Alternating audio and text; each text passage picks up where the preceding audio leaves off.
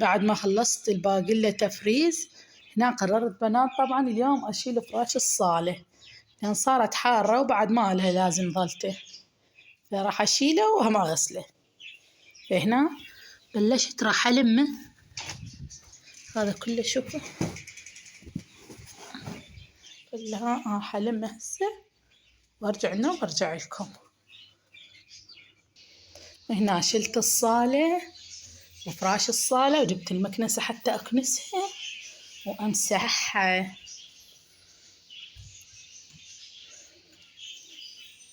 هسه راح أجيب المكنسة شغلها وأبلش أكنس، بس ما راح يعني أكنس وأصور لأن يعني الصوت يطلع هواية ويصير الفيديو مو حلو. وهنا طلعنا هم الفراش بلشنا نغسل بيه، بس أكمل وأشوفكم الباقي. بلشنا نغسل الفراش.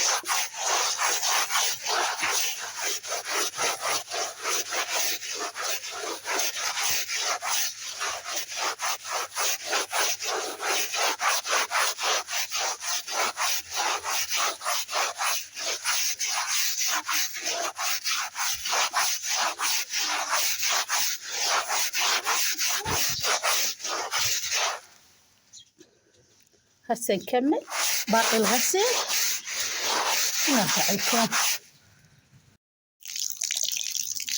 لا راح نبلش نوصل شو اسمه الكنابير.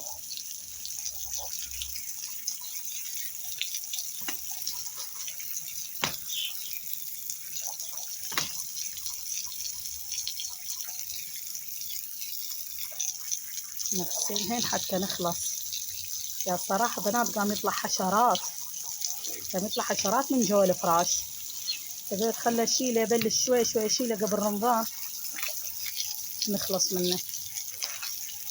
صحيح الصبحيات باردة بس الظهريات تصير حارة حيل البيت يقوم يخنق، فقلت اشيله واخلص.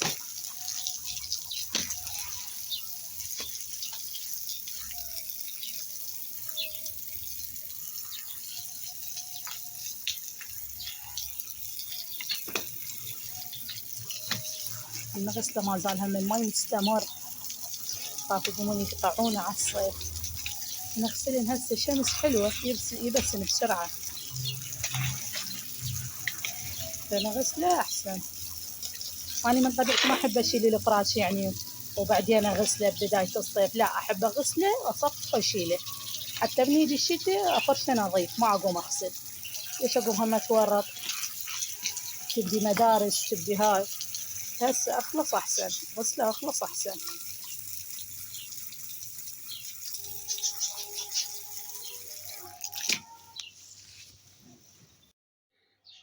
وهنا بنات بدينا نصيف بالبيت هماتين، بعد ما شلنا فراش الصالة وفراش المطبخ راح أبدي أشيل فراش الغرف. وهسه راح كله لفه واشيله، لأن اليوم نريد نشيله وهم نسوي مكافحة للبيت لأن البق هلسنا هلس، فراح نشيله. نبلش كله شيله. هسه حبلش أشيله كله وأطلعه برا حتى أغسله. هاي مثل ما تشوفون صيفنا البيت كله. هنا بلشنا نغسل الفراشات،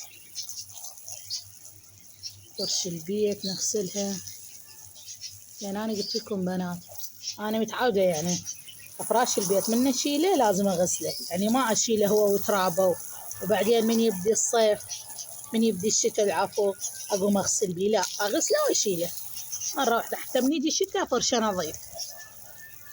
هنا بلشت أنقع بالفراش حتى أفركه بالفرشة، ولازم يعني لازم يجي أبو المسواق من أصور أنا لازم يعني عشان نسوي له ربي يرزق خطية على باب الله طالعين. هسه حبلش أغسل وأرجع لكم.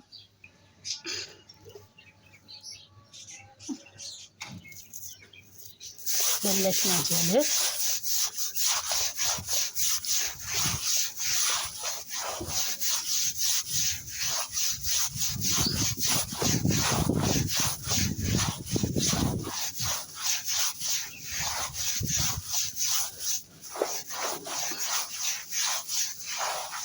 أكملها جلد وأرجع لكم.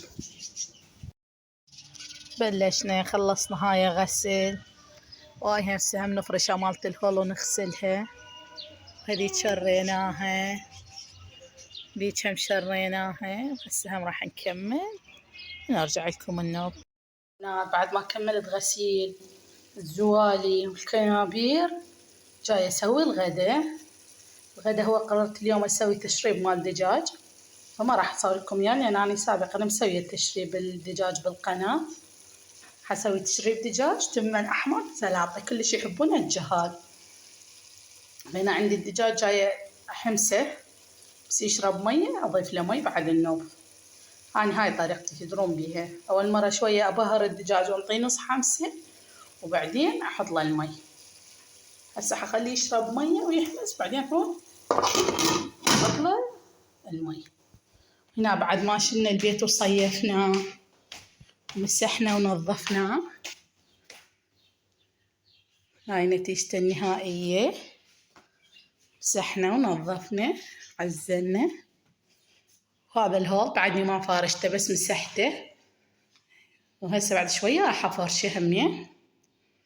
وبعد عندي بنات شغل النوب، بعد عندي المطبخ، وبعد عندي هواية شغل، فإلا أكمل يلا. بس بعد عندي شوية غرفة الجهال هماتين مهوسة ويراد لها شوية تعزيل. بعد عندي أصفط الكنابير، أشيل الصوبات، وبعد عندي شغل هماتين إن شاء الله أشارككم بيه الفيديو الجاي. وهذا كان يعني روتيني لليوم. شلت الفرش وغسلتها. وإذا عجبكم المقطع ووصلتوا لهنا من الفيديو لا تنسوني باللايك والاشتراك. مع السلامة.